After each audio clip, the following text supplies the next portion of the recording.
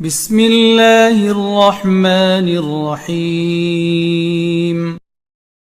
পরম করুণাময় অসীম দয়ালু আল্লাহর নামে শুরু করছি।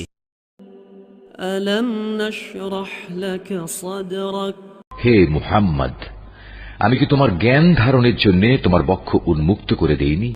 ওয়া ওয়াদানা আনকা উযরাক। হ্যাঁ, অতঃপর আমি তো তোমার উপর থেকে তোমার বোঝা নামিয়ে দিয়েছি। আল্লাযী আনকাযা যহরাক। এমন এক বোঝা যা তোমার পিঠ নুইয়ে দিচ্ছিল। ওয়া রাফা'না লাকা যিকরাক। আমি তোমার স্মরণকে সর্বোচ্চ আসনে প্রতিষ্ঠিত করেছি। ফাইন্না মা'আল উসরি ইউসরা। অতঃপর কষ্টের সাথে অবশ্যই আরাম রয়েছে। ইন্না মা'আল উসরি ইউসরা। নিশ্চয়ই কষ্টের সাথে আছে আরাম। ফাইযা ফারাগতা ফানসাব। অতঃপর যখনই তুমি অবসর পাবে তখনই তুমি ইবাদতের পরিশ্রমে লেগে যাও।